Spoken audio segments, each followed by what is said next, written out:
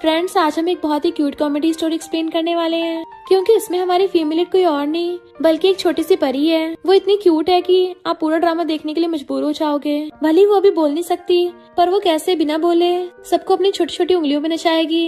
ये जानने के लिए तो आपको पूरे ड्रामा को लास्ट तक देखना होगा, क्योंकि वो सबसे रिचेस्ट फैमिली की लिटिल प्रिंसेस जो बन गई है, सब उसे बिल्कुल ट्रेजर की तरह स्पॉइल करेंगे।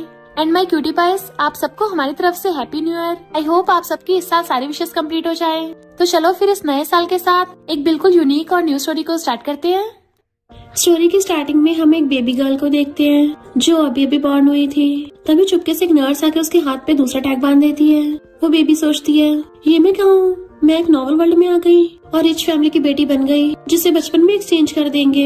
अरे नहीं, और जल्दी से रोने लग जाती है। कितने मुश्किल से तो मैं एक बिलियनियर फैमिली में पैदा हुई हूँ। अभी तो मैंने अपनी लग्जरी लाइफ के मजे भी नहीं लिए। बट उसके रोने के बावजूद भी नर्स उसे उठा के लेके चलने लगी थी। उसी टाइम पे बेबी के मॉम डैड मिस्टर जी और किंग आ रहे होते हैं। बेबी सोचती है, मेरे बायोलॉजिकल मॉम डैड, तुम लोग किस करना बंद करो, अपनी बेटी पे भी ध्यान दे दो जिसका किडनैप हो रहा है। मिस्टर जी और किंग हैरान थे, इधर उधर देखने लगते हैं। किंग कहती, मुझे एक आवाज आई।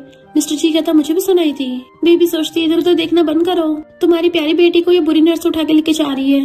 मिस्टर जी कहता है, ये तो हमारी बेटी की आवाज है, यानी हम उसके मन की बातें सुन सकते हैं।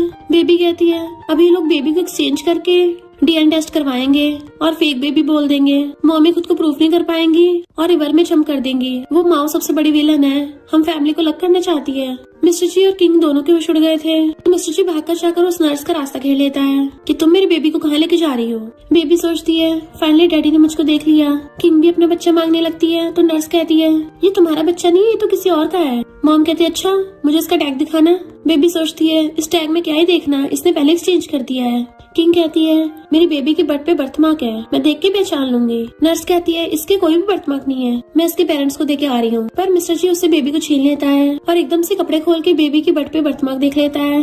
बेबी सोचती है, पर मैं तो गर्ल हूँ ना, ऐसे पब्लिक में खुलेआम मेरी बर्थ दिखाना क्या सच में सही है? मिस्टर जी कहता है, ये मेरी बेबी गर्ल है। नर्स बहाने बनाती है, सॉरी मैं बेबी को नहला के लेके आ रही थी ना, तो गलती से गलत वाला उठा लिया। बेबी सोचती है, ये जानबूझ के झूठ बोल रही है। मिस्टर जी कहते, तुम मानोगी नहीं ना, तो मैं सीसीटीवी चेक करूंगा। तो नर्स पैरों में गिर जाती है कि मुझे ये सब माओ ने पैसे दे के करने को बोला था कि मैं तुम्हारे बच्चे बदल दूं।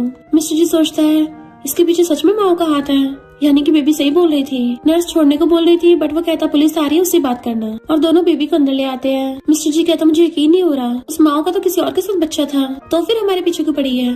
बेबी सोचती है, माओ के बच्चे का बाप जेल में है, इसलिए उसकी नजर तुम पे है। डैडी, तुम्हें किसने कहा था इतना रिच और बुद्धू बनने को? तो मिस्टर जी कहता है, मैंने सुना था डॉटर्स बहुत कंफर्टिंग और स्वीट होती हैं, तो फिर मेरी बेटी की छोटी सी चोंच इतनी जहरीली क्यों है? बेबी सोचती है, वो माँ बहुत चालाक है, मुझे अपने बच्चे के साथ एक्सचेंज करके मुझे गुंडों को भेज देगी और खुद उसका बच्चा ऐश की लाइफ जिएगा। मिस्टर जी को गुस्सा चाहता है, उसकी इतनी हिम्मत। किंग कहती है, अच्छा हो मैं टाइम पे पता चल गया। मिस्टर जी कहता है, हमें अपनी बेबी का थैंक यू करना चाहिए। बेबी सोचती है, मेरे मम्मी डैडी कितने अच्छे हैं, मुझसे कितना प्यार करते हैं, जब तक मैं हूँ तो ट्रेजिक एंडिंग को होने नहीं दूंगी। किंग कहती है, बेबी तुम बहुत डर गई होगी ना, लो चलो मिल्क पी लो। तो बेबी मिल्क पीती सोचती है, मैं पास्ट लाइफ में बहुत ही फेमस फॉर्चून मास्टर थी कि नहीं, और आज मैं मम्मी की गोदी में पड़ी हुई दूध पी रही हूँ। मिस्टर जी और किंग दोनों हैरान थे, फॉर्चून मास्टर? फिर उन दोनों को याद आता है जब मिस्टर जी प्रेग्नेंट किंग को लेके जा रहा था तो एक ताओइस्ट ने आकर उनका रास्ता घेर लिया और किंग की बेली को चारों तरफ से देख के उसे झुक के ग्रीट करता है कि मास्टर सच में इस दुनिया में आने वाले हैं, फाइनली दुनिया बच जाएगी। तब तो ये दोनों कंफ्यूज थे, पर अब इन्हें थोड़ा थोड़ा समझ आ रहा होता है कि हमारी बेटी सच में फॉर्चून मास्टर की रिकार्नेशन है। मिस्टर जी सोचता है, हमारी बेटी ने इतना बड़ा इश्यू इतने मिनटों में सॉल्व कर लिया, ये सच में बहुत लकी है। तभी उसे तियान का कॉल आता है कि ग्रैंडपा को पता चल गया है कि किन तुम्हारे साथ हॉस्पिटल में है और वो बंदे लेकर आ रहे हैं। तो मिस्टर जी कहता है, किन जल्दी यहाँ से चलते हैं। किन कहते हैं, तुम्हारे फैमिली वाले मुझे कभी नहीं एक्सेप्ट करेंगे, इवन बेबी होने के बाद भी बाहर निकाल रहे हैं। मिस्टर जी कहते, तुम चिंता मत करो, मैं तुमसे कभी अलग नहीं होऊंगा, ज्यादा से ज्यादा क्या होगा, मैं फैमिली से रिश्ता तोड़ दूंगा। बेबी सोचती है, वो तियान एक नंबर की झूठा है। मिस्टर जी सोचता है, पर तियान मेरा कजन है, वो झूठ क्यों बोलेगा? बेबी सोचती है, डैडी को पता नहीं है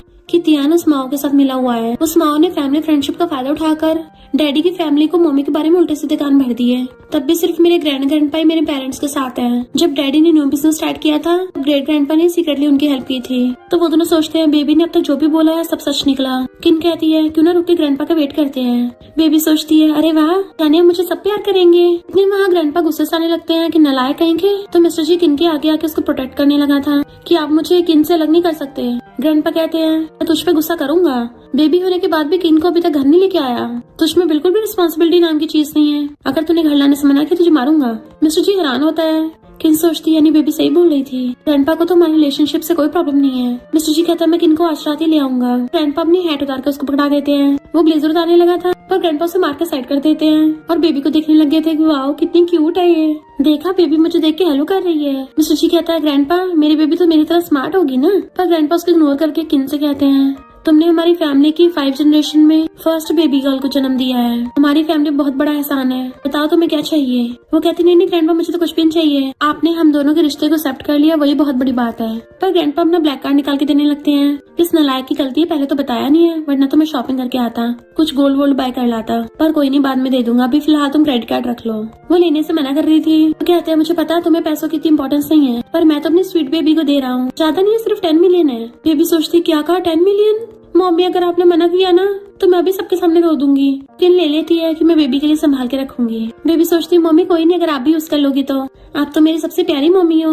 ग्रैंडपा कहते हैं अभी तक बेबी को नाम नहीं दिया है तो इसका नाम एनन रख लेते हैं। बेबी कहती है मुझे तो एनन नाम बहुत पसंद आया। ग्रैंडपा हैरान थे कि मुझे आवाजें कहाँ से आ रही हैं। एनन सोचती है ग्रेट ग्रैंडपा कितने अच्छे हैं पर इतने काइंड होने के बाद भी कितने अफसोस की बात है कि 3 दिन बाद वो टपक जाएंगे। जितना स्पॉइल करते हैं मैं इनको इतनी जवानी में टपकते हुए नहीं देख सकती। सब लोग उसके मन की बात सुन के हैरान होते हैं। मिस्टर जी सोचता है ग्रैंडपा टपकने वाले हैं और एकदम से पकड़ के अच्छे से देखने लगा था कि क्या आपकी बॉडी में कोई खराबी हो गई है।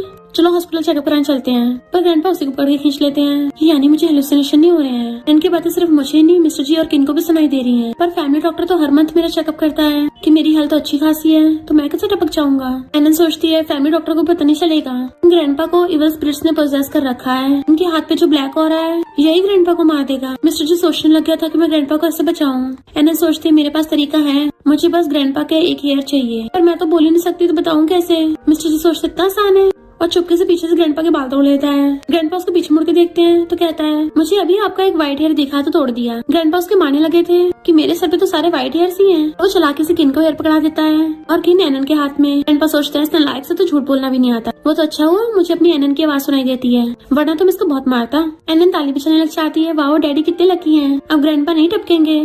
पर वो बुरे लोग हार नहीं मानेंगे जरूर ग्रैंडपा के आसपास ही हैं। फिर से ग्रैंडपा को हर्ट करेंगे। मिस्टर जी पूछता है अब कुछ दिन पहले कहीं गए थे। ग्रैंडपा कहते कहीं भी नहीं घर पे ही था। माँ मुझसे मिलने आई थी। एनन सोचती है ये सब उस घटिया माँ ने किया है। उसे पता है ग्रैंडपा फैमिली के लिए बहुत इंपॉर्टेंट है इसलिए इनको मारना चाहती है। मिस्टर जी कहता है ग्रैंडपा आप उस माँ से केयरफुल रहना। वो अभी किसी और के हाथ हमारी एनन को एक्सचेंज करवा रही थी। ग्रैंडपा हैरान थे। एनन सोचती है पता नहीं मैं बेबी क्यों हूँ वरना अभी के अभी उस माँ को ठिकाना लगा देती। ग्रैंडपा गुस्सा चाहता है मेरी लिटिल प्रिंसेस को मुझसे दूर कर रही थी और किसी को उसे अरेस्ट करने के लिए भेजते हैं। एनन ताली बजाने लगती है पर सोचती है वो नमूनी माँ पकड़ी नहीं जाएगी क्योंकि अंदर का धोखेबाज उसको पहले टिप दे देगा। मिस्टर जी कहता है क्यों ना उस नमूनी को महंगे हाथ पकड़े। ग्रैंडपा कहता है पर ये तो एनन के लिए डेंजरस हो सकता है अगर उसको चोट लग गई तो। वो कहता है चिंता मत करो मैं ऐसा होने नहीं दूंगा। और फिर वो लोग नाटक करते हैं। एनन सोचती है गंदी स्मेल आ रही है पक्का वो माओ आ गई है। मिस्टर जी वहीं पे छुप के देख रहा था। माओ को अंदर जाते देख वो ग्रैंडपा और बॉडीगार्ड्स को अंदर चलने का इशारा करता है। इधर माँ को देख किन चिल्लाती है कि तुम ही आगे कर रही हो। माँ कहती जितना मर्जी चिल्ला ले मैंने पूरा फ्लोर खाली करवा दिया है कोई तुझे बचाने नहीं आएगा।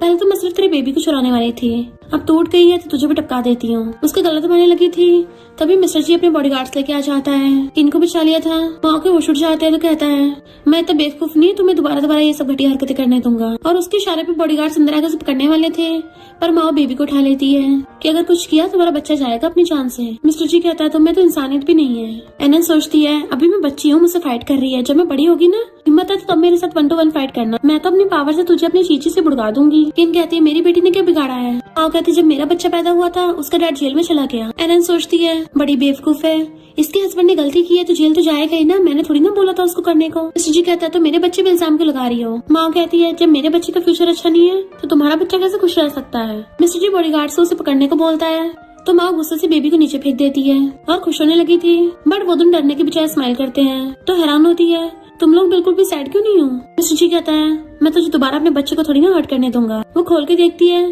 तो वो बेबी नहीं बल्कि एक डॉल थी तो पूछते तुम्हारा बच्चा कहाँ है। ग्रैंडपा कहता है ऑफ कोर्स यहाँ पे है और वो एनन को लेके आते हैं। इनको पकड़ा दिया था कि अब तो सीधे जेल जाएगी। वो कहती है बुड्ढे ज्यादा उछल मत केवल एनर्जी की वजह से तो जल्दी टपकने वाला है तो तुम्हारी जान अब मेरे हाथों में है तो जल्दी से फैमिली की सारी प्रॉपर्टी मेरे नाम कर दे क्योंकि ग्रैंडपा के ऊपर जो इविल स्पिरिट है उसे सिर्फ फॉर्चून मास्टर ठीक कर सकता है जो कि कई सालों से इस दुनिया में नहीं आया तो मेरे अलावा तुम्हें कोई नहीं बचा पाएगा। मिस्टर जी और किन स्माइल कर रहे थे और ग्रैंडपा को अपना हाथ दिखाते हैं। माओ के होश उड़ जाते हैं कि वो ब्लैक ऑरा कैसे गायब हो गया। एनन क्लैपिंग करने लग जाती है क्योंकि फॉर्चून मास्टर तो यहीं पे है। ग्रैंडपा सोचते हैं एनन सच में हमारी लकी स्टार है। तो मिस्टर जी बॉडीगार्ड्स को बुलाता है कि इसको पुलिस के हवाले करवा देना। बॉडीगार्ड उसे पकड़ के लेके चलने लगे थे। माँ कहती मैं तुम्हारी चाइल्डहुड फ्रेंड हूँ, प्लीज मुझे बस इस बार माफ कर दो।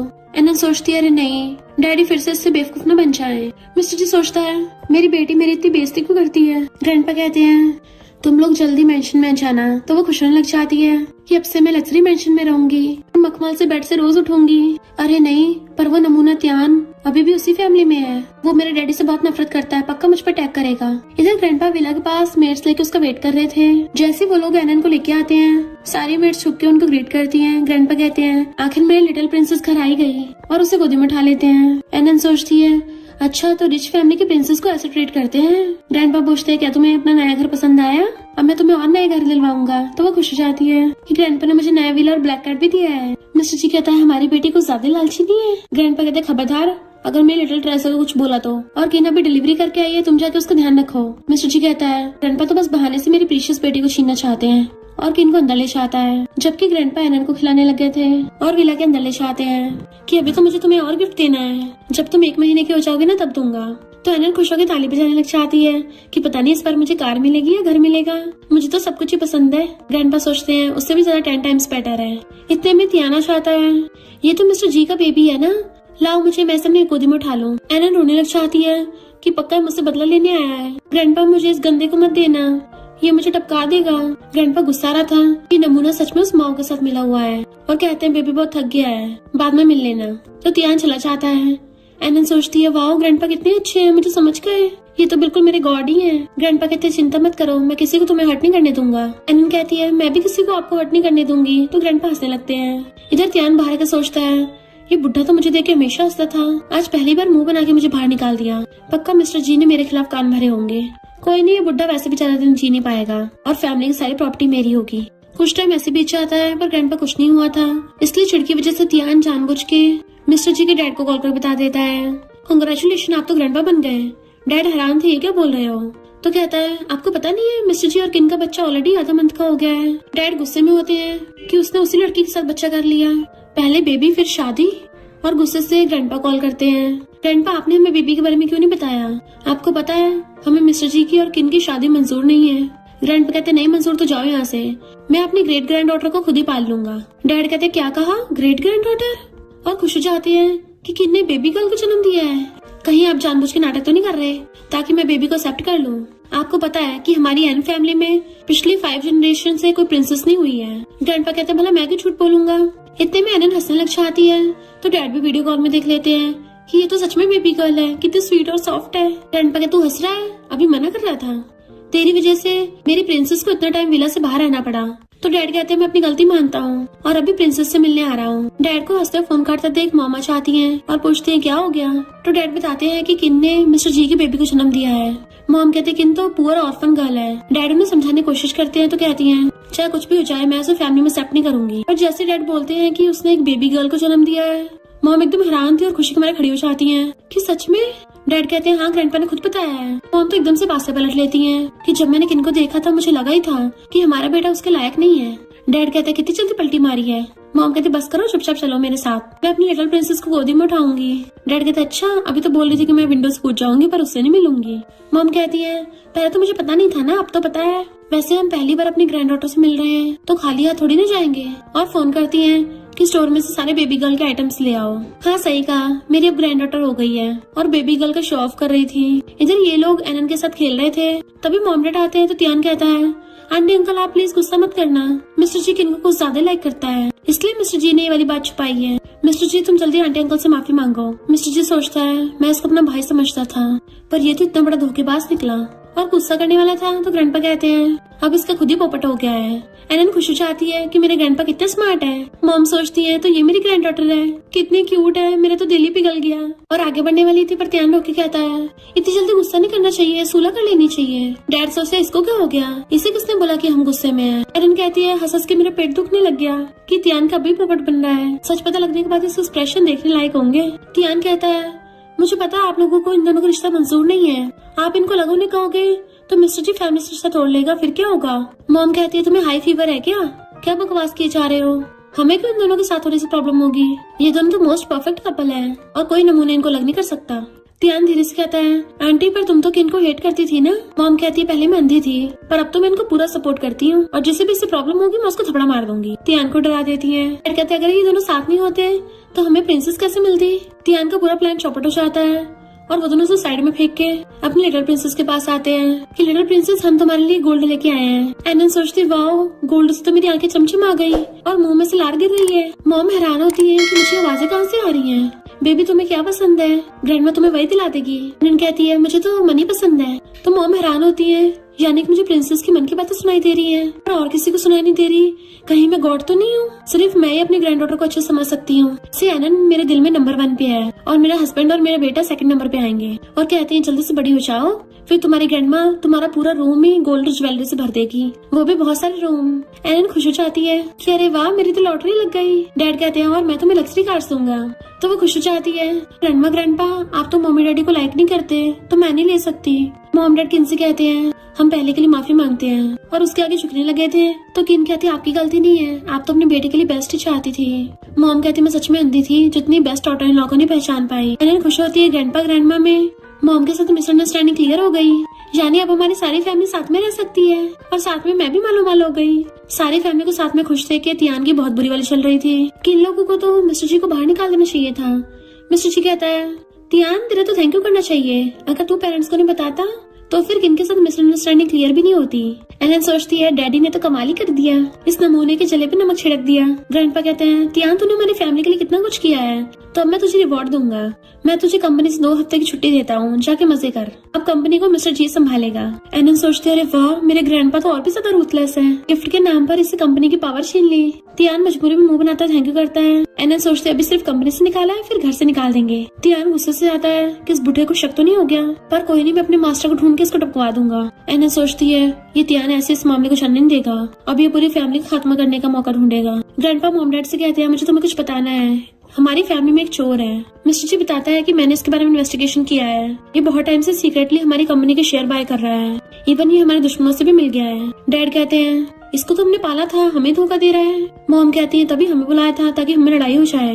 ग्रैंडपा कहते हैं, जब तक वो बाहर है तब तक हमारा जो भी उसके पास है हम वापस ले लेंगे। किन कहते हैं, यकीन नहीं हो रहा तियान ऐसा निकलेगा।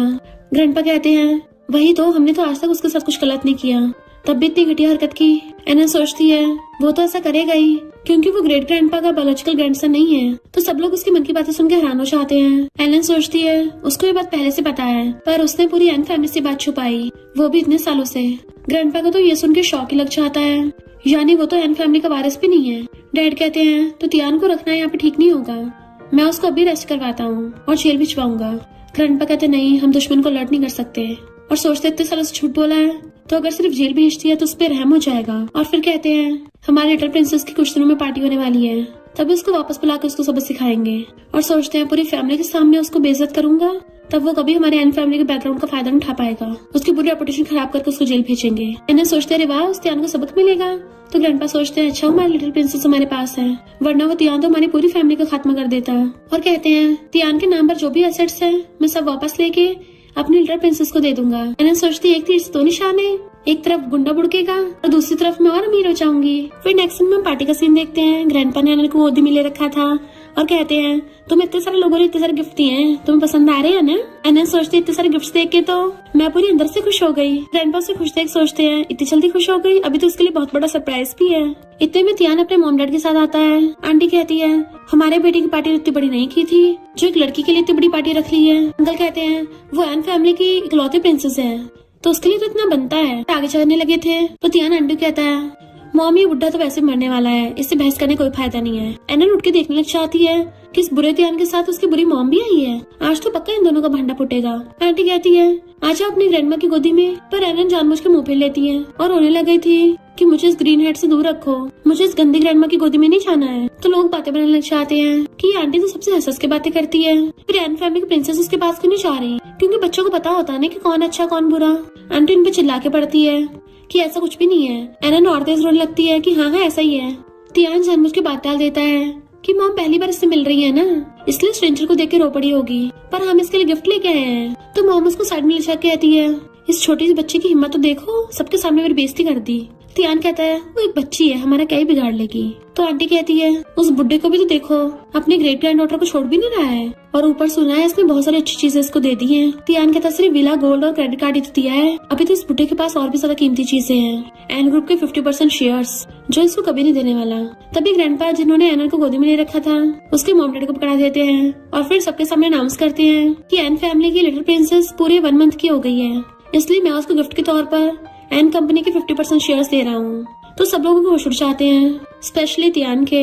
लोग बातें करने लग जाते हैं क्योंकि जिसके पास भी एन कंपनी के 50% शेयर्स होंगे उसके पास तो इतनी पावर होगी कि वो एक इशारे पे पूरी एन फैमिली को नचा सकता है, यानी कि वो एन फैमिली का हेड ही बन जाएगा। इसका मतलब ओल्ड मैन अपनी लिटिल प्रिंसेस को कंपनी का वारिस बना रहे हैं। इस आंटी का मुंह तो देखो कैसे पीला पड़ गया है क्योंकि इसके बेटे को प्रॉपर्टी नहीं मिली है ना, तो इसके मुंह पे एम्बैरेसमेंट का तमाचा पड़ा है। ग्रैंडपा सोचते हैं ये तियान मेरी प्रॉपर्टी के पीछे पड़ा था ना, अब कैसे लग रहा है इसके हाथों से वो चीज छिन रही है, इस तियान की अभी से फट रही है, अभी तो सबके सामने एक्सपोज होगा तब क्या हाल होगा।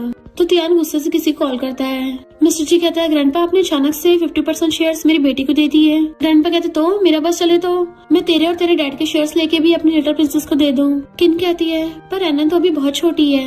ग्रैंडपा कहता मुझे पता है, मैं तो बस एनन के लिए रास्ता साफ कर रहा हूँ। लिटिल प्रिंसेस क्या तुम्हें अपने ग्रेट ग्रैंडपा का गिफ्ट पसंद आया? वो सोचती है अच्छा ग्रेट ग्रैंडपा जो सरप्राइज देने को बोल रहे थे कि वो गोल्ड और क्रेडिट कार्ड से भी 1000 टाइम्स है, तो वो इसी की बात कर रहे थे। ऑफ कोर्स मुझे पसंद क्यों नहीं आएगा, मुझे लगता है मैं दुनिया की सबसे रिचेस्ट बन गई हूँ। ग्रैंडपा कहते जब तक तुम्हें पसंद है मैं तुम्हें सब कुछ दे दूंगा। तो सोचती है मेरी फैमिली वाले तो मुझे पूरा स्पॉइल ही कर रहे हैं, यानी कि नॉर्मल वर्ल्ड में जैसे दिखाते हैं वैसा होता भी है। अच्छा हुआ मैं इस नॉर्मल वर्ल्ड में रिबॉर्न हो गई हूँ, अब मैं हमेशा अपनी फैमिली को प्रोटेक्ट करूंगी और जो भी हमारी एन फैमिली को हर्ट करने की कोशिश करेगा उसे उड़ा के मारूंगी। तभी वहाँ पर एक ब्लैक जैकेट वाला आके कुछ जादू टोने करने लगता है जिससे मिस्टर जी को कुछ हो रहा था। एना समझ आती है कि कोई डैड की बॉडी कंट्रोल करने की कोशिश कर रहा है।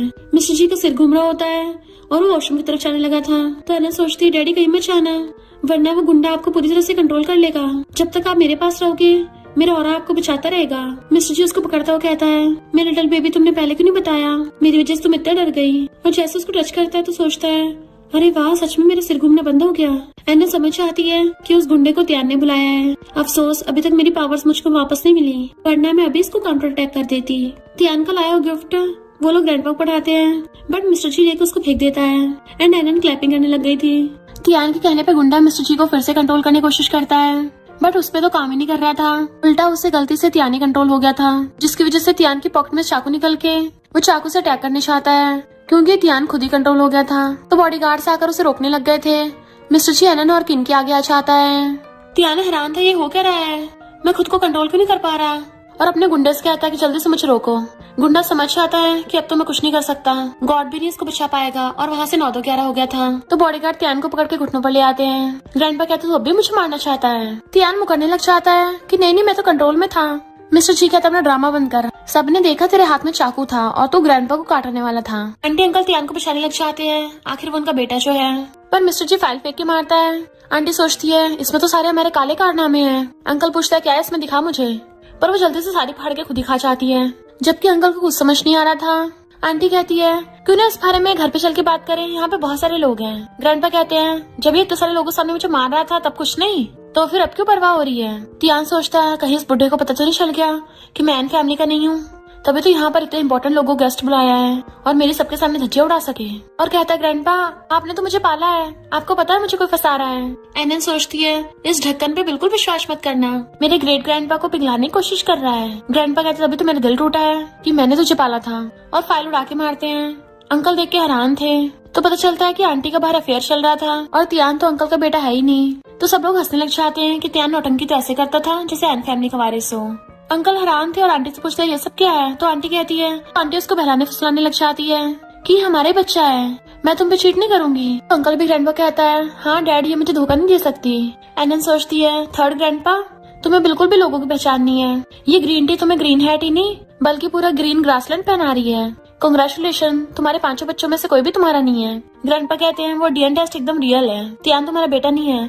तो अंकल आंटी को थप्पड़ मार के भड़का देता है कि उस बाहर वाले के साथ एक के बाद एक बच्ची पैदा कर रही थी।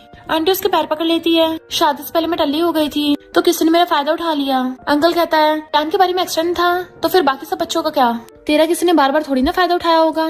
तो आंटी कहती है मेरी मजबूरी थी, उसने बोला कि अगर मैं उसके साथ सोऊंगी नहीं वो सबको बता देगा। छोटी मोटी गलती तो हो ही जाती है, मुझे बस एक बार माफ कर दो, उससे ब्रेकअप करके तुम्हारे साथ अच्छे से जीऊंगी। अंकल कहता है इतना धोखे के बाद कौन एक्सेप्ट करेगा। तो कहती है कोई नहीं, मैं तुम्हारे साथ भी एक बच्चा कर लूंगी। पर अंकल कहता है अपने सारे बच्चे लेके निकल जाए यहाँ से। तो आंटी गुस्से से खड़ी हो कहती है तू क्या मुझे डिवोर्स देगा। अंकल कहता है तो क्या मैं तेरा मुझे ग्रीन हेड पहनाने का वेट करूंगा। तो आंटी 50 मिलियन मांगती है और अंकल मना कर देता है। ग्रैंडपा कहता है कि तुमने डिवोर्स नहीं दिया ना तो तुम्हारे बेटे को जेल में भेजूंगा। तियान कहता है मॉम मुझे जेल नहीं जाना। तो आंटी कहती है कोई नहीं, मैं डिवोर्स करके जा रही हूँ, पर मेरे बेटे ने ऑलरेडी इंटरनेशनल टाइकून की बेटी का दिल जीत लिया है। जैसे उसको उठाने लगती है वो नीचे गिर जाता है और हिल नहीं पा रहा था। तो वो समझ जाता है कि उस गुंडे का काला जादू उस पे काम कर गया और रोने लग जाता है। सब लोग कहते हैं यकीन नहीं हो रहा है, सबके सामने जमीन पे पड़ा हुआ रो रहा है। आंटी उसको उठाने की कोशिश करती है पर वो तब भी नहीं हिल पा रहा था। एनन सोचती है ये गुंडे के साथ मिलकर मेरे डैडी को हर्ट करना चाहता था। जो खड्डा मेरे डैडी के लिए खोदा था खुद ही उसमें बुड़क गया। अब आया ना मजा। मिस्टर जी सोचता है मेरी प्रीशियस बेटी ने मुझे बचाया है, वरना मेरा भी यही हाल होता। मैं इसको हमेशा पैम्पर करूंगा। ग्रैंडपा सोचते हैं अच्छा हो ये ढक्कन मेरा ग्रैंडसन नहीं है, और बॉडीगार्ड्स को ऑर्डर देते हैं उसको उठा के बाहर फेंक दो। बॉडीगार्ड जैसे उसको उठाने लगते हैं तो कहता है ग्रैंडपा प्लीज मुझे माफ कर दो। ग्रैंडपा कहते हैं जब तुम मिस्टर जी को उस गुंडे से कंट्रोल करवा रहा था तब क्यों नहीं सोचा। तो हैरान होता है आपको पता है। बॉडीगार्ड्स उन दोनों माँ बेटे को बाहर फेंक देते हैं। ग्रैंडपा कहते हैं उनको तो उनके कर्मों की सजा मिल गई, और अंकल की तरफ देखते हैं तो कहते हैं मैं ठीक हूँ, अच्छा हुआ इनका अभी सच पता चल गया, पूरी लाइफ बुद्धू बनने से तो अच्छा ही है। और सोचते हैं एनन सच में प्रिंसेस ही है, मुझे इसके मन की बात से पता चला। अब मैं पूरी लाइफ अपनी ग्रैंड डॉटर को पालूंगा। और वो एनन के लिए बहुत प्रीशियस सा नेकलेस लेके आए थे। एनन तो खुश होकर ताली बजाने लग जाती, वाओ ये तो स्पार्कल क्रिस्टल है, इतना चमकदार है कि मेरी आंखें भी नहीं खुल रही। थर्ड ग्रैंडपा कितने अच्छे हैं, मुझे इतना एक्सपेंसिव गिफ्ट दे रहे हैं। तो अंकल सोचते हैं तुमने जो हेल्प किया उसके सामने तो कुछ भी नहीं है, अब से तुम मेरी इकलौती ग्रैंड डॉटर हो और मेरी सारी प्रॉपर्टी तुम्हारी। एनन सोचते अरे नहीं, थर्ड ग्रैंडपा के औरत के साथ कुछ गलत है, मैं इनके साथ और गलत नहीं होने दूंगी। अंकल भी सोचने लग जाते हैं कि मैं सच में टपकने वाला हूँ। ग्रैंडपा कहते हैं हम इस बारे में बात करेंगे। अंकल सोचते हैं अच्छा तो डैड को भी इसके मन की बात सुनाई देती है। एनन खुश होकर ताली बजाने लग जाती है कि ग्रेट ग्रैंडपा बहुत समझदार है। फिर अंकल उनसे अकेले मिलने आते हैं। एनन सोचती है थर्ड ग्रैंडपा मुझसे बहुत दूर है, अभी मेरे पास मेरी पावर नहीं है ना तो ये काम नहीं करेगा, थर्ड ग्रैंडपा को थोड़ा और पास होना पड़ेगा। तो ग्रैंडपा अंकल को थोड़ा पास कर लेते हैं। फिर एनन उनको देखने लग जाती है हाँ अब ठीक है, और उनका फेस देख के फ्यूचर प्रेडिक्ट करती है कि 2 दिन बाद एक ट्रेजिक एक्सीडेंट होने वाला है। थर्ड ग्रैंडपा बिल्कुल भी वहाँ मत जाना। अंकल सोचते हैं पर मुझे एक प्रोजेक्ट के लिए वहीं जाना था, इतनी अमेजिंग है इसने पहले पता लगा लिया। एनन सोचती है मेरे थर्ड ग्रैंडपा इतने अच्छे हैं, इनके साथ गलत हो ही नहीं सकता, इनको तो हजारों साल जीना चाहिए, इतने कम एज में कैसे ऊपर जा सकते हैं, जरूर किसी ने इनके खिलाफ प्लानिंग की है। पर अफसोस की बात मेरी छोटी सी बॉडी में इतनी एनर्जी नहीं है कि मैं इनको ठीक कर सकूं। अरे यार थोड़ी सी एनर्जी यूज करने पे मेरी बैटरी डाउन हो गई, लगता थोड़ा टाइम लगेगा। उसकी आंखें बंद हो जाती है। ग्रैंडपा कहते हैं लिटिल प्रिंसेस तुमने बहुत मेहनत की है। फिर अंकल ग्रैंडपा से पूछते हैं कि डैड आपको भी इसके मन की बात सुनाई देती है, ये सब चल क्या रहा है। ग्रैंडपा कहता है मुझे ये नहीं पता इसके पास स्किल्स कहाँ से आई, एक बात पता है ये जो भी बोलती सच होता है, ज्ञान का भंडा भी इसने फोड़ा था। थर्ड अंकल कहता है ठीक है अब से मैं इसी घर में रहूंगा अपनी लिटिल प्रिंसेस के पास। नेक्स्ट दिन में ग्रैंडपा उसको ABCD सिखा रहे थे तो वो रोने लग जाती है कि ये दुनिया कितनी जालिम हो गई है, मैं तो अभी छोटी सी बच्ची हूँ और ये अभी से मुझे इंग्लिश पढ़ा रहे हैं। अंकल कहते हैं एनन को इंग्लिश पढ़ना पसंद नहीं है तो मैं इसके लिए टॉयज लेके आता हूँ। ग्रैंडपा कहते हैं बचपन में तो अंकल की किस्मत बहुत अच्छी थी कि जो भी करता था उसमें कामयाब हो जाता था, पर अभी कुछ सालों से पता नहीं क्या हो गया है। एनन सोचती अब समझी किसी ने थर्ड ग्रैंडपा का लक एक्सचेंज कर लिया है। ग्रैंडपा कहते हैं सिर्फ त्यान और उसकी मॉम उसके ज्यादा क्लोज थी। एनन सोचती है नहीं उस ढक्कन और ग्रीन टी ने किया है, जरूर किसी और का काम है, पर मैं भी अपने पावर्स यूज करके पता भी नहीं लगा सकती। ग्रैंडपा कहते हैं अगर वो दोनों नहीं है तो फिर क्या एन फैमिली में कोई धोखेबाज है। एनन सोचती है उस बंदे का पता लगाना बहुत आसान है, पिछले 2-3 साल से जो थर्ड ग्रैंडपा के सबसे ज्यादा करीब है वही होगा। तो उन सब लोगों की लिस्ट निकाल लो जो भी थर्ड ग्रैंडपा से मिले हैं, पर मैं ये बात इनको कैसे बताऊं क्योंकि मैं तो बोल ही नहीं सकती, मैं तो अभी छोटी बच्ची हूँ। इसलिए रोने लग जाती है कि मेरे पास कोई ऑप्शन नहीं बचा रोने के अलावा। ग्रैंडपा सोचते हैं यही मेरी ग्रेट ग्रैंड डॉटर है, तभी तो इतनी स्मार्ट है मेरी तरह, और उसे रोते थे गोदी में उठा के छुपाने लग जाते हैं। मिस्टर जी भागकर आकर उसको गोदी में उठाता है कि मैं इसको छुपाऊंगा, पर एनन और ज्यादा रोने लग जाती है। मिस्टर जी हैरान था और कहता है बेबी मैं तुम्हें और तेज से लाऊंगा, चलो चुप हो जाओ। पर वो फिर भी चुप नहीं हो रही थी। तो सोचता है क्या तुम अपने डैडी से बहुत प्यार नहीं करती हो, उसको छुपाने की पूरी कोशिश में लग जाता है। इतने वहाँ पर अंकल आ जाते हैं कि लाओ मुझे दो मैं इसको छुपाता हूँ। मिस्टर जी कहता है आप तो अभी इसके लिए स्ट्रेंजर हो ना, तो आपकी गोदी में थोड़ी ना छुपेगी। एना सोचती है डैडी की बात मत सुनो, थर्ड ग्रैंडपा आप मुझे गोदी में उठा लो। अंकल मिस्टर जी से उसे ले लेते हैं और वो सच में रोना बंद कर देती है। बेचारे मिस्टर जी का तो पोपटी हो गया था कि मैं तो इसका डैडी हूँ ना, मुझे प्यार करना चाहिए। फिर जब एना सो रही थी तो ग्रैंडपा अंकल को बताते हैं कि एना ने बताया किसी ने तुम्हारा लक एक्सचेंज कर लिया, और उससे पूछने लग जाता तुम्हें किसी पे शक है। अंकल कहते हैं जब से मेरी किस्मत खराब हुई है तब से जाओ उसको हर डील मिल जाती है जो भी वो करता है, इवन सबसे मुश्किल वाली डील भी। ग्रैंडपा कहते हैं जाओ वो तो पुराने ड्राइवर का बेटा है ना, तो अंकल कहता हाँ वो मेरी एज का ही था, हम दोनों साथ में पढ़ते थे। पर वो ऐसा नहीं कर सकता क्योंकि उसने तो मेरी जान बचाई थी एक बार। ग्रैंडपा कहता जरूरी नहीं इंसान जैसे शक्ल से दिखता है वैसे दिल से भी हो।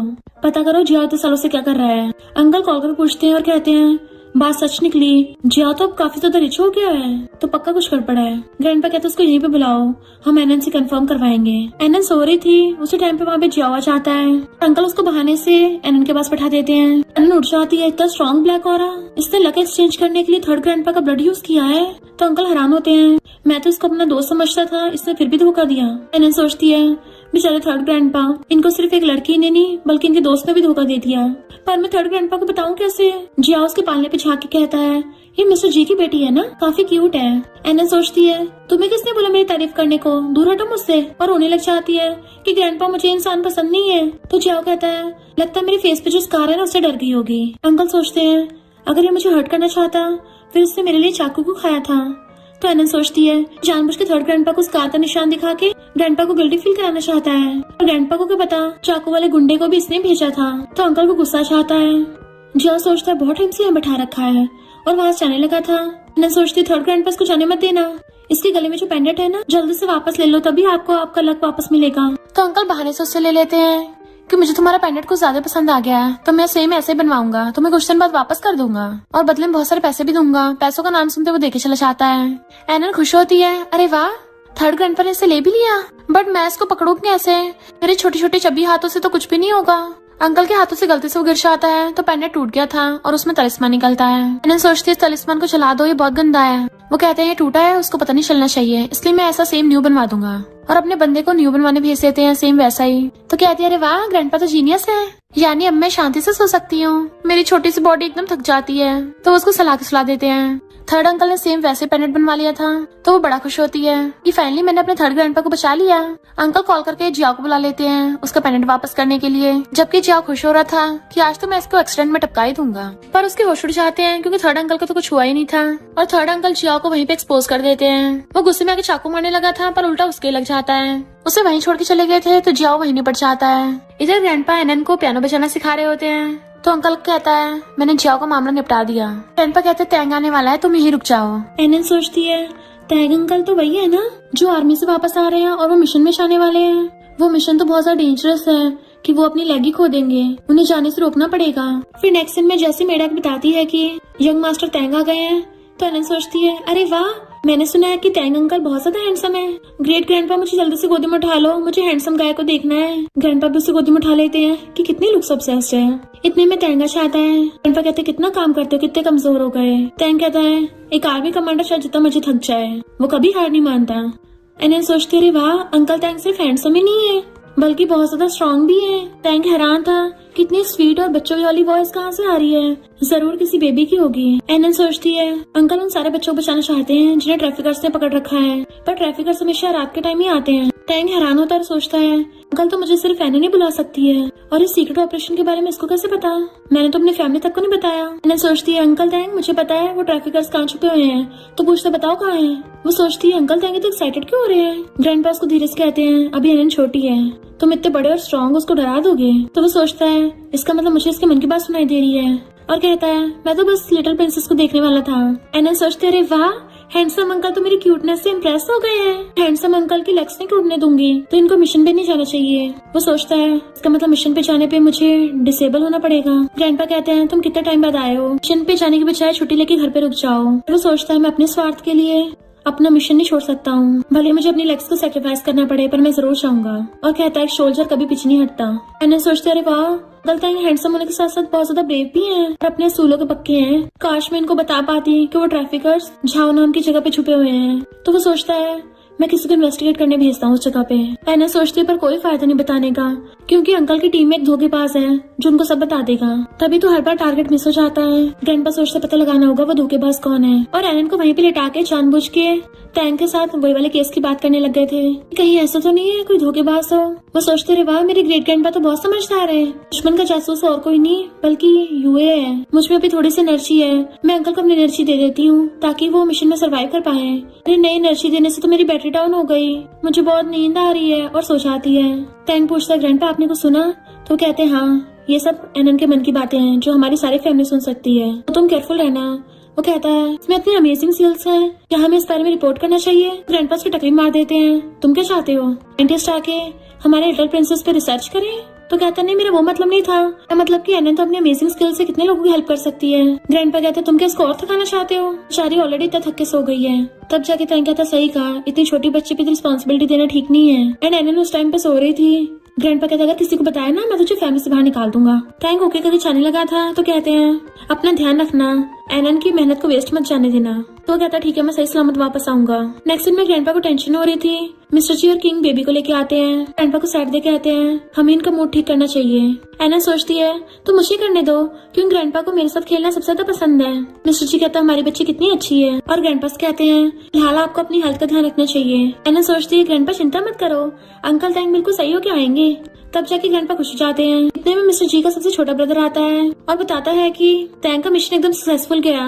तो सब लोग खुश हो जाते हैं। एनन सोचते अरे वाह, शुक्र है सब कुछ ठीक हो गया, वरना तो मैं अपनी पावर तो यूज कर ही नहीं पाती। लू एकदम हैरान होता है कि मुझे आवाजें कहाँ से आ रही हैं। एनन ने तो अपना मुंह तक नहीं खोला, ये तो अभी बच्ची है, बोल भी नहीं सकती। और फिर ग्रैंडपा और बाकी सबके एक्सप्रेशन देके समझ जाता है, यानी सबको उसके मन की बातें सुनाई देती हैं। बताता है कि मैं तुम्हारा लिटिल अंकल हूँ। एनन सोचती है एक और अंकल? ग्रैंडपा सही बोल रहे थे, ये फैमिली पिछली 5 पुश्तों से सिर्फ लड़कों से भरी हुई है। लू कहता है क्या तुम्हें अपने थर्ड अंकल पसंद नहीं आए? देखो मेरा तो दिल टूट गया, मैं तुम्हारे लिए तो स्पेशल गिफ्ट लेके आया था।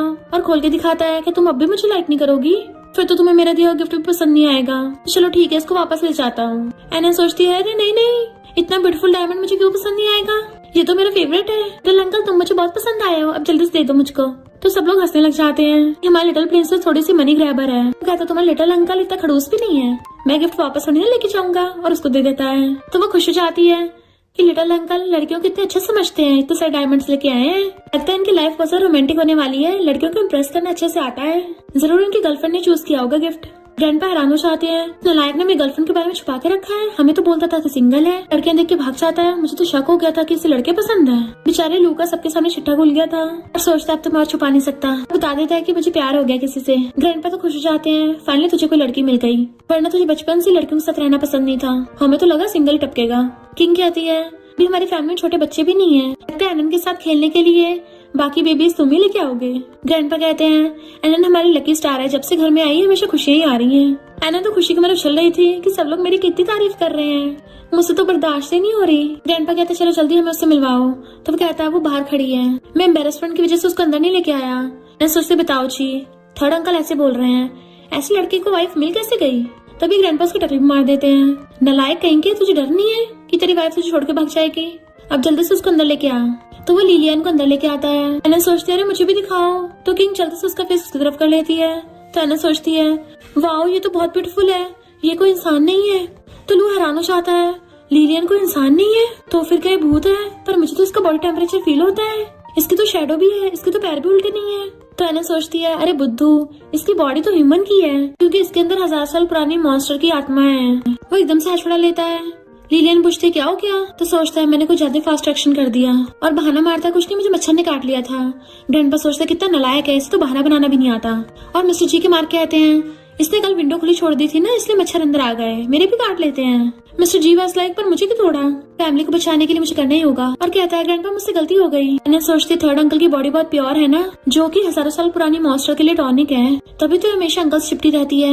लू के तो होश उठ जाते हैं। मुझे लगता था लिलियन मुझसे इसलिए क्लिंची होती है क्योंकि मुझसे प्यार करती है, ये तो मेरी प्योर बॉडी की एनर्जी सूख रही थी। ग्रैंडपा सोचते हैं नालायक फिर से कोई उल्टा हरकत न करते और जानबूझ के दर्द होने का नाटक करते हैं। वो ग्रैंडपा को पकड़ लेता, आपको क्या हो गया? तो कहते हैं मुझे सांस नहीं आ रहा, आराम करने ले चलो। लिलियन कहती मैं भी हेल्प करूंगी। और मिस्टर जी रास्ते में खड़ा था तो डर के मारे गिर जाता है कि नहीं नहीं तुम तो गेस्ट हो ना, तुम यहीं बैठ कर आराम करो। ग्रैंडपा को तो थोड़ी ओल्ड प्रॉब्लम्स हैं। लिलियन सोचती है उनका तो ब्रदर भी काफी हैंडसम है, अगर उसकी प्योर बॉडी है तो इसकी भी प्योर बॉडी होगी। उसके पास आने लगी थी, मिस्टर जी जल्दी से किंग के क्लोज होने लग जाता है और एनन को पकड़ लिया था। एनन सोचती है ये जैसे घूर रही है ना, लगता है इसको मेरे डैडी में इंटरेस्ट आ रहा है, शायद अब ये डैडी की एनर्जी सोखना चाहती है। मिस्टर जी सोचता है मेरी एनर्जी भी सोख रही है, मॉन्स्टर मुझसे दूर रहे, मेरा टेस्ट इतना अच्छा नहीं है। और कहता है तुम रास्ते में आके थक गई होगी ना, तो आराम कर लो बैठ के। लिलियन कहती है मेरी वैसे भी लू से जल्दी शादी होने वाली है, तो मेरे लिए ये भी गेस्ट रूम अरेंज कर दो। वो दोनों हैरान होते हैं कि लगता है इसे ये भी रुकने का इरादा बना लिया है। एनन सोचती है डैडी हाँ मत करना, अगर ये आज रात यहाँ पे रुक गई ना, आपको पूरा सोख लेगी। मिस्टर जी कहता बिल्कुल भी नहीं, ग्रैंडपा थोड़ी ओल्ड फैशन के है ना, तो वो शादी से पहले साथ रहना अलाउ नहीं करेंगे।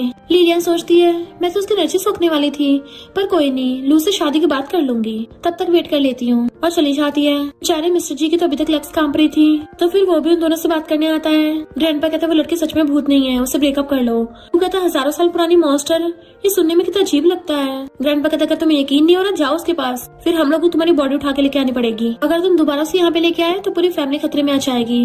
वो मुंह लटका के चला जाता है। मिस्टर जी कहते हैं इसको देख के लगता नहीं सुधरेगा, तो ग्रैंडपा कहते हैं एनन के पास इस प्रॉब्लम का सोल्यूशन होगा। और फिर मिस्टर जी और ग्रैंडपा जानबूझ के एनन को वहाँ पे लाके उसके सामने नाटक करने लग गए थे कि मैं तो खुश था कि लू की उससे शादी हो रही है, पर जब भी मैं उस लिलियन को देखता हूँ मुझे कुछ अजीब से लगने लगता है। एनन सोचती है ग्रैंडपा मेरे साथ कुछ ज्यादा टाइम रह गए हैं ना, इसलिए इनके पांचों सेंसेस मेरी तरह फास्ट हो गए हैं। ग्रैंडपा आप सही बोल रहे हो, उस लड़की में गोलमाल है। मिस्टर जी सोचता है पूरी बात एक बार में नहीं बोल रही है, मेरी बेटी मेरी तरह ही नखरेबाज है, और खुद भी ड्रामा करने लग जाता है। ग्रैंडपा सही बोल रहे हो, मुझे भी कुछ ऐसे लगा था जब वो घर पे आई थी, मुझे पूरी बॉडी में चिल फील हो रहा था। एनन सोचती है मैं इनको कैसे बताऊं कि वो 1000 साल पुरानी मॉन्स्टर है, जल्दी से शादी रोक दो वरना पूरी फैमिली तबाह हो जाएगी। ग्रैंडपा कहते हैं पर हम लोगों को कैसे मनाएंगे।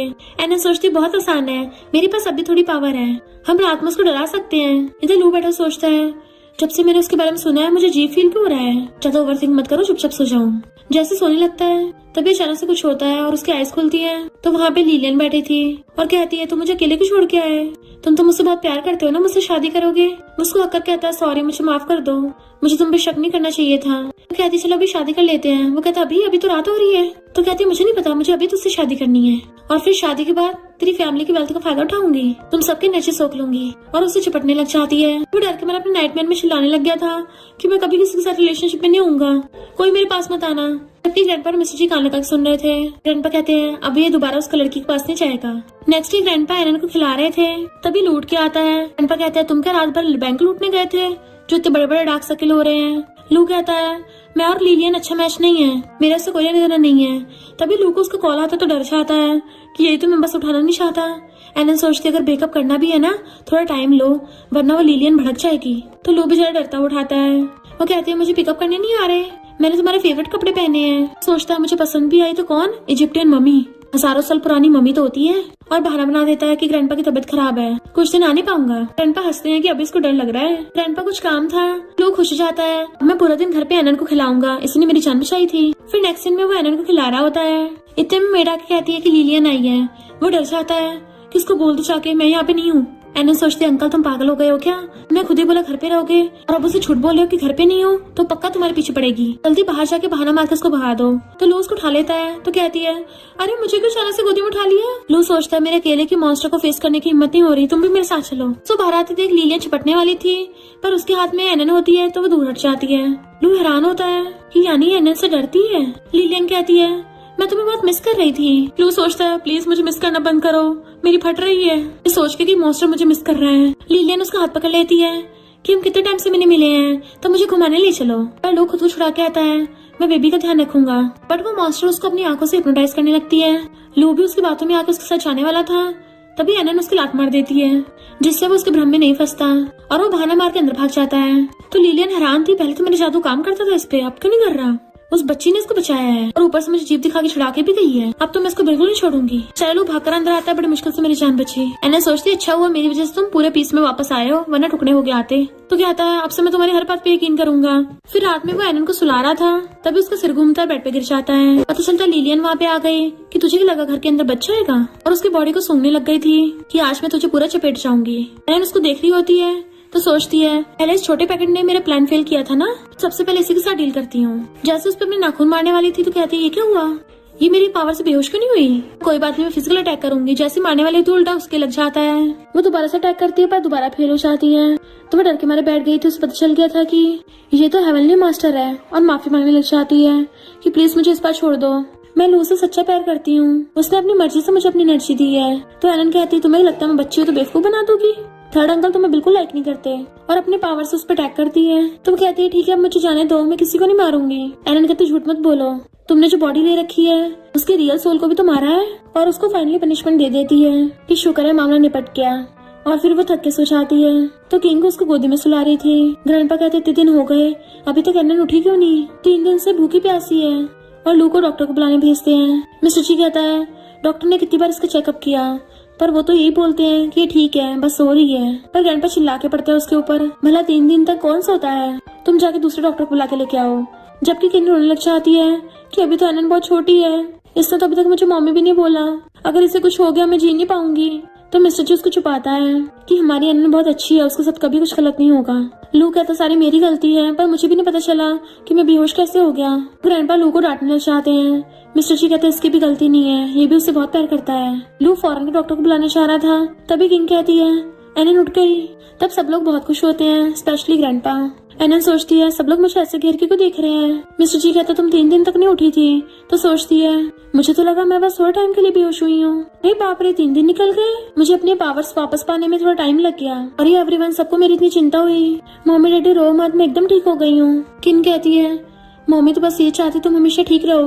तो एनन कहती है मम्मी आई लव यू, पर मुझे कुछ अजीब सा लग रहा है। मम्मी के हाथ में जो ब्रेसलेट है इसमें कुछ गड़बड़ है। इसे ज्यादा टाइम पहनने से जो इंसान पहनता है उसकी एनर्जी पूरी खत्म हो जाती है और उसकी जान चली जाती है। मिस्टर जी सोचता है तभी तो किन का चेहरा कुछ दिनों से पीला पड़ रहा था, पर मुझे लगा एनन का दिन रात ध्यान रखने से वो थोड़ी थक गई है, बट रियल में तो ये सब ब्रेसलेट की वजह से हो रहा है। और अगर मम्मी मुझे ब्रेसलेट देंगी तो मैं उनको बचा सकती हूँ। तो मिस्टर जी कहता है लगता है एनन को हमारा ब्रेसलेट बहुत पसंद आ गया है, किन तुम उसे खेलने के लिए दे दो। उसके हाथ से निकाल के मिस्टर जी एनन को दे देता है। ग्रैंडपा पूछते हैं ये तो हमारी फैमिली का नहीं लगता, तुम्हें किसने दिया।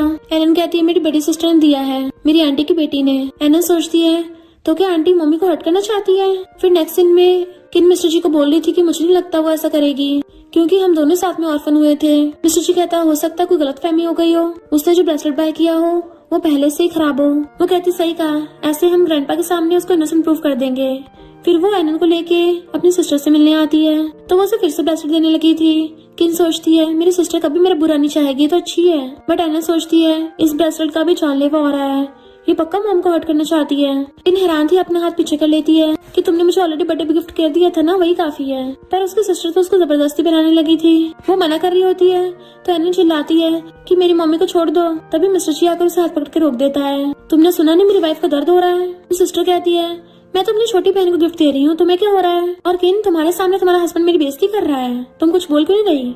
मिस्टर जी कहता है क्योंकि तुम मेरी वाइफ को हर्ट करना चाहती हो, तुमने इस ब्रेसलेट के साथ कुछ गड़बड़ की है। तो एनन क्लैपिंग करने लग जाती है, वाओ डैडी तो बड़े स्मार्ट निकले, मैं फालतू में इनको बुद्धू समझती थी।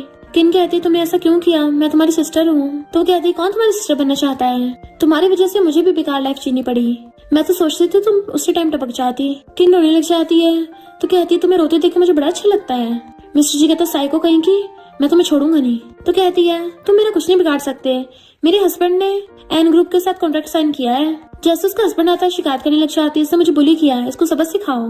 बट वो तो उल्टा उसी को थप्पड़ मारता है। तुम्हें पता भी सामने कौन खड़े हैं, यही एन ग्रुप के प्रेसिडेंट हैं, और तुम्हारी वजह से उसने मेरी कंपनी को बैंकरप्ट कर दिया। तो कहता है प्रेसिडेंट प्लीज मुझे माफ कर दीजिए, मैं इसको डिवोर्स दे रहा हूँ, मेरी कंपनी के साथ कुछ मत करिए। तो वो गुस्से से पागल हो जाती है कि तुम मुझे छोड़ोगे, और ब्रेसलेट फेंक के तोड़ देती है। पर तभी अचानक से उसे कुछ होने लगा था तो नीचे गिर जाती है। उसे हर जगह बॉडी में कुछ अजीब फील हो रहा था, तो उसका हस्बैंड उसे पकड़ के ले जाता है। एनन सोचते अच्छा हुआ मॉम डैड को कुछ नहीं हुआ, और सिस्टर को इसकी गलती की सजा मिल गई। जो जादू मम्मी पे करने वाली थी वो उस पे उल्टा पड़ गया। मिस्टर जी किन को छुपाता है। एनन कहती है मम्मी रो मत, आपके पास अभी भी मैं और डैडी हैं और पूरी पूरी एन फैमिली है। तो किन भी स्माइल करती है। एनन सोचती है अरे वाह, अब तो पूरी फैमिली साथ और सब सही है, तो हम सब हमेशा साथ रहेंगे और खुश रहेंगे, मजे करेंगे। मिस्टर जी कहता हाँ अब हम हमेशा साथ में खुश रहेंगे, और दोनों एक दूसरे को हक कर लेते हैं। एनन भी बड़ा खुश हो रही थी। फिर क्या वो सब लोग साथ में खुश रहने लगते हैं। और इसी के साथ इस स्टोरी का एंड हो जाता है। अगर आपको ये स्टोरी पसंद आई हो तो लाइक शेयर और कमेंट करते जाना। तो बस थोड़ा सा इंतजार करना, फिर मिलेंगे न्यू स्टोरी में।